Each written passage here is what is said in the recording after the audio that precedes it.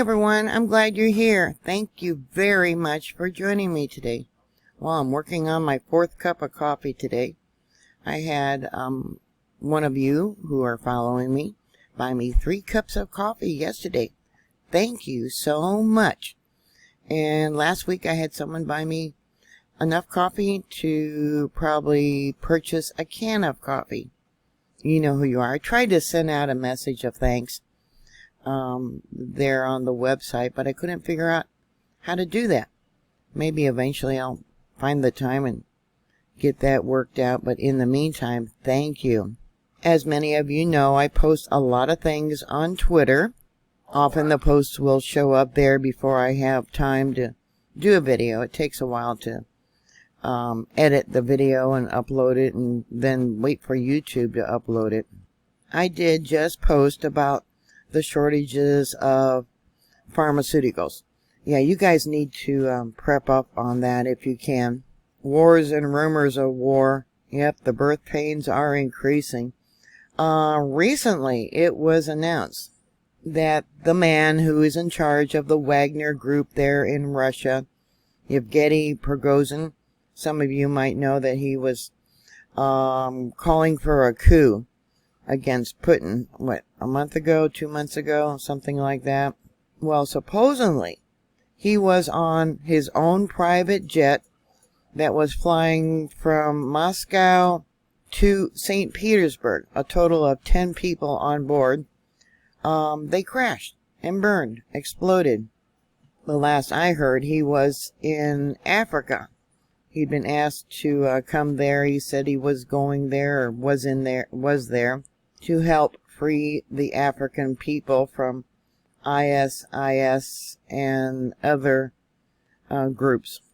They evidently did file a flight log. He was listed on the passenger list, but it has not been confirmed that he was on the plane that crashed. Yeah, I'm surprised he lasted this long. Supposedly Putin forgave him and said he was going to send him to where? Belarus? Yeah, speaking of Belarus, the U.S. Embassy in Minsk, Belarus, has issued a new advisory for U.S. citizens in the country to get out as soon as possible. Neighboring NATO allied countries have been begun cutting off contact with the Russian allied Eastern European state. This is what the U.S. Embassy in Belarus has posted. Alert, U.S. Embassy Minsk, Belarus. The Lithuanian government on August 18th closed 2 border crossings with Belarus, and it names 4 border crossings. The Polish, Lithuanian, and Latvian governments have stated that further closures of border crossings with Belarus are possible. The Belarusian president, I believe it was, said a while back that he had no qualms about using nuclear weapons. Russia responded by saying that he didn't have the codes, he didn't have authorization to do that, so I don't know. Actions to take. Do not travel to Belarus due to the Belarusian authorities' continuing facilitation of Russian unprovoked attack on Ukraine. The buildup of Russian military forces in Belarus, the arbitrary enforcement of local laws, the potential of civil unrest, the risk of detention, and the embassy's limited ability to assist U.S. citizens residing in or traveling to Belarus. U.S. citizens in Belarus should depart immediately. Consider departing via the remaining border crossing with Lithuania and Latvia or by plane. U.S. citizens are not permitted to enter Poland overland from Belarus. Do not travel to Russia or to Ukraine. People need to be prepared for the coming shutdown. Mask mandates are returning to some hospitals and offices now. There are reports circulating that colleges, hospitals, and some officials have started to re-implement the COVID-19 mask mandates, although hospitalizations still remain relatively low. Atlanta's Morris Brown College announced on social media this week that it was re-implementing its mask mandate over what it said was an increase of positive COVID-19 cases among students at the Atlanta University Center. The college also said it would mandate isolation and quarantine regimens under the CDC guidelines, as well as contact tracing. All students and employees are required to wear face masks. Staff may remove theirs when they're in their offices alone, the announcement said. So 6 feet apart, you're going to start seeing those signs placed on shopping center checkouts and things like that. The college also told students to maintain physical distancing and said there will be no large student gatherings or parties for the next 2 weeks. It will also mandate students and employees to get their temperature checks when they arrive at the campus. The Auburn Community Hospital in upstate New York re-implemented its mask mandate, coming about a month after the policy was officially ended. According to local reports, the hospital said all staff, visitors, and patients have to wear masks in clinical areas. In the Syracuse area, Upstate Medical's 2 hospitals, University and Community General, also reimposed masking last week after reports what it said was an increase in COVID-19 cases. COVID-19 testing will also be mandated for all patients being admitted to the hospitals. Effective immediately, they said, mandatory masking is required by all staff, visitors, and patients in the clinical areas of Upstate University Hospital and Upstate Community Hospital and ambulatory clinical spaces, the company said. Clinical areas are defined as any location patients gather, where they may wait, transport through, or receive care. Masking is strongly recommended in all non-clinical areas. In Southern California, there were reports that major Hollywood studio, Lionsgate, brought back its mask mandate. Well, that's, they got the writer's strike and now mask mandate. Yeah, you can look for a cutback in making movies, I suppose. Employees must wear a medical grade face covering, a surgical mask, KN95 or the N95 when indoors, except when alone in an office with the door closed. Actively eating, actively drinking at their desk or workstation, or if they are the only individual present in a large open workspace. Summer McElroy of Lionsgate wrote in the memo. The memo also stipulated that only certain floors of Lionsgate's offices in Santa Monica will be under the mandate. It will be in effect until further notice for only the 3rd and 5th floors of the 5-story building. The studio said it would provide at-home testing kits to staff in the Lionsgate Santa Monica office. It also said that masks and KN95s will be available at the front desk. Well, this is the time of year where you have an increase in respiratory viruses, cold and flu, with children going back to school also. The Los Angeles County Department of Public Health recently said that there has been a small increase in COVID-19 indicators over the past 4 weeks, indicating increased transmission.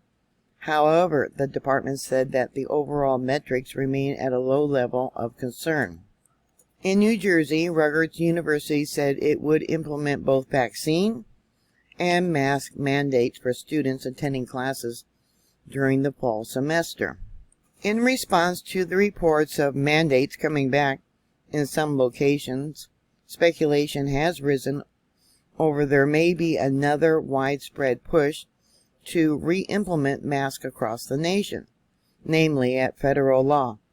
The Biden administration nationwide mask order for public transit, commercial flights, and airports and train stations formally expired after the federal public health emergency ended on May 11th.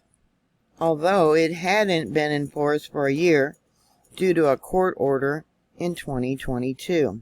The COVID-19 pandemic state of emergency was lifted by both the World Health Organization and the U.S. Center for Disease Control and Prevention earlier this year. Representative Marjorie Taylor Greene had posted on Twitter, "Americans have had enough COVID hysteria. We will not comply."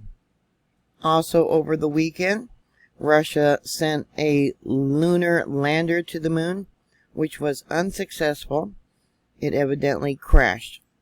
Yuri Borisov, the head of the state-controlled space corporation Roscosmos, attributed the failure to the lack of expertise due to the long break in lunar research that followed the last Soviet mission to the moon in 1976. The priceless experience that our predecessors earned in the 1960-1970s was effectively lost, Borisov said. The link between generations has been cut. Whereas India became the fourth country to successfully land a spacecraft on the moon. In India today, they made history, as it became the first country in the world to land its spacecraft near the moon's south pole. Scientists believe it could hold vast resources of frozen water, and the fourth country to achieve a moon landing. The lander with a rover inside touched down on the lunar surface at 6:04 local time, sparking cheers and applause among the space scientists watching in the southern India city of Bengaluru after a failed attempt in 2019. India now joins the United States, the Soviet Union, and China in reaching this milestone. North Korea once again is doing its saber rattling, warns of thermonuclear war as defensive exercise gears up in the South. They always say that these exercises, this one being conducted between South Korea and the United States, is an invasion disguised as a drill. Some of you might have heard about that small town newspaper that was raided by the Kansas City police, I believe it was, in Marion County. She shortly died afterwards from stress, and there's a video here, I'll give you a link of it, of her constantly telling them to get out of her house. Evidently, it's been ruled that the search was illegal, evidently. I don't know if that's true or not, but she ended up dying from stress later on, I guess. She was 98 years old. Yeah. Rest in peace. Yeah, so much for freedom of the press, right? They took her router, they took her home computers. Yeah, I don't know what else. I guess they wanted to make sure she stayed offline at home by taking her router. There in Mecca, Saudi Arabia, they had heavy rains. Yeah, you could say that's all biblical also. I think there's been a lot of things going on around the world. God does use nature to punish people. Yeah, someone's car is floating there in this video. And in Turkey, they're having massive wildfires also. Someone posted here, it's Turkey's turn. You think about Maui and the fires there up in Washington and Oregon, British Columbia, Canada. Yeah, these fires are all over the place. Look at the flames. Look at the height of the flames compared to the size of the buildings. Yeah. The world has gone nuts. There in San Antonio, it was posted. This is Texas. A woman narrowly missed by a spear thrown through her car window. She almost died, she says, and it got embedded into the steering column. She said she did nothing wrong. She was just driving down the road, and some person standing on the side of the road threw the spear through her window. Look at that. I talked about in the past Volt Typhoon, that malware that was infecting all the different computers and businesses around the world, not just military base. But evidently now close to 100 businesses for reordering products have been targeted by either the same group or another group. They're saying it's 2 new groups that have come out and have attacked these supply chain issues. And they said, too, what was real interesting, that they had gone through multiple connections to multiple people to find the 100 businesses. They didn't list the businesses that had been hacked, but they were being very specific in what companies they were looking for. I'll give you a link to that, too. Somehow, too, these hackers are getting their malware certified by Microsoft as certified safe downloads. So those of you that shop at Wagner's there in Massachusetts, evidently back on August 16th, if you went shopping there, everyone was charged double. It says here, supermarket chain to issue, doesn't mean it's already been done, refunds after customers charge double if they use their credit cards at more than 100 grocery stores. Were impacted on one day last week. GOP presidential candidate from North Dakota, Doug Burgum, evidently was injured while playing basketball and had to be rushed off to the hospital. So I believe they're going to have some sort of debate tonight. I don't know if he's going to be a participant because he was injured. Here is a video you might want to watch. Gives you lots of reasons why you should prepare for the worst. Hope for the best, of course. But Colonel Douglas Macgregor was interviewed by Tucker Carlson, and it's a good interview. He talks about the money being spent, you know where, not here in the United States, probably being laundered. But he also talks about how unprepared the U.S.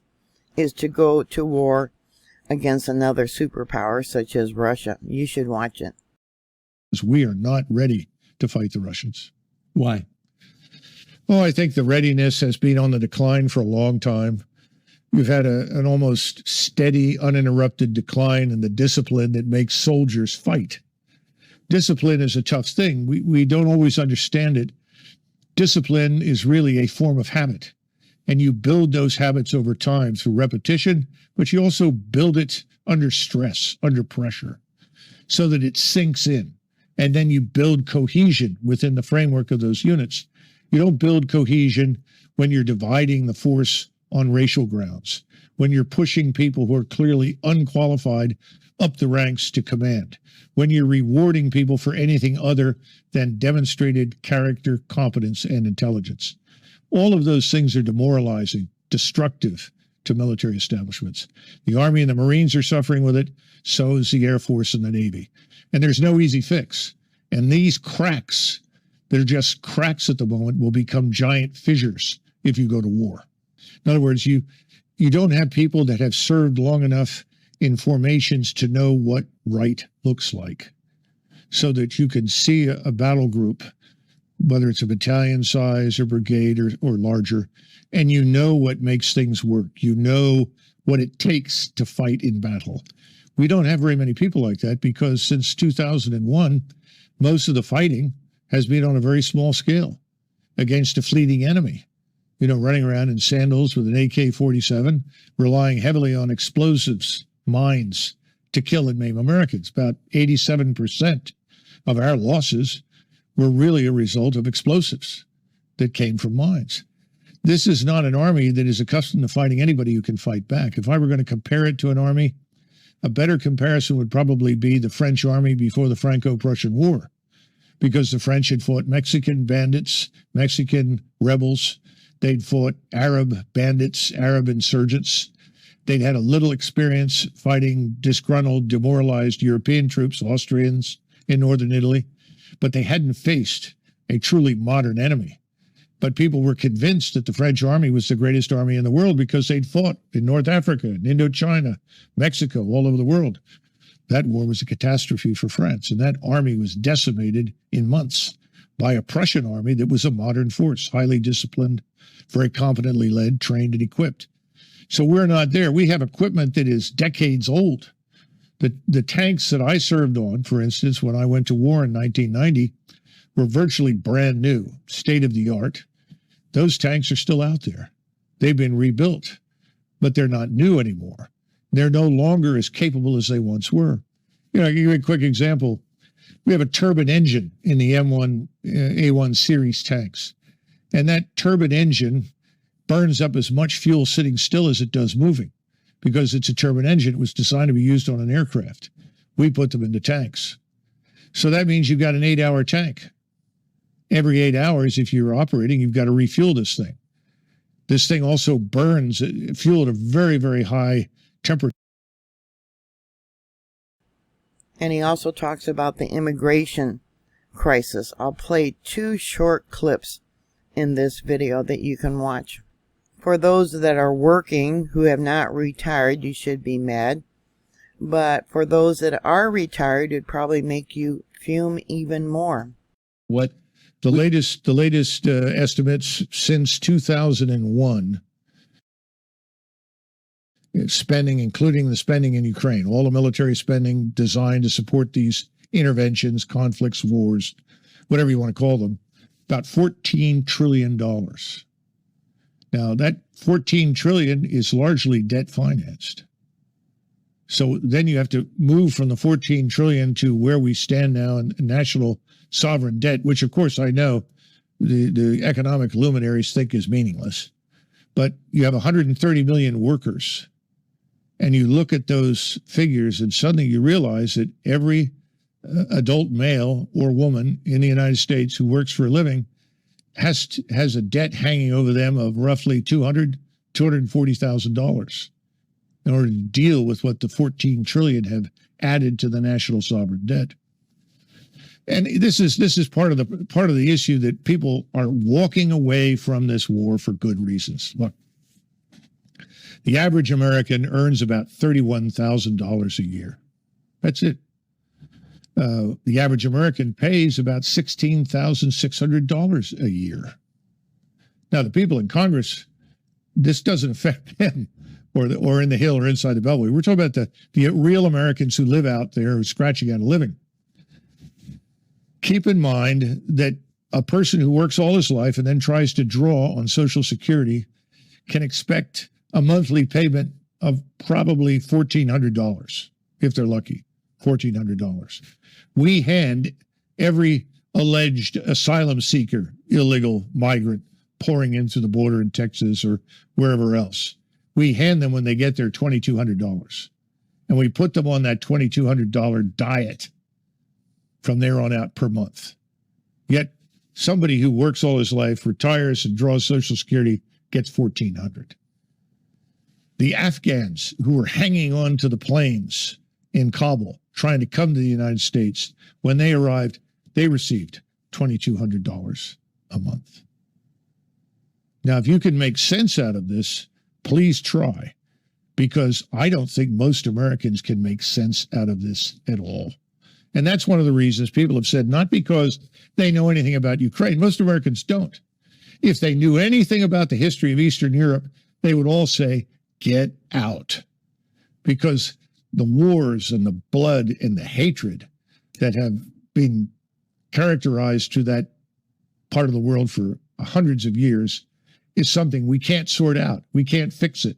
We shouldn't try to arbitrate it. We don't know anything about it. We shouldn't be in this, is the bottom line. I think Americans have figured that out. But now they're beginning to look at the numbers and the figures, and they say, what happened to consent by the governed? Instead, we have contempt for the governed. Whatever the governed want, they don't get. And then there's another Twitter post showing a video of them making rain clouds that actually drop rain miles away or even close by. Yeah, how they had the technology 20 years ago to create rain clouds, actual clouds. He's pointing there at the rain cloud.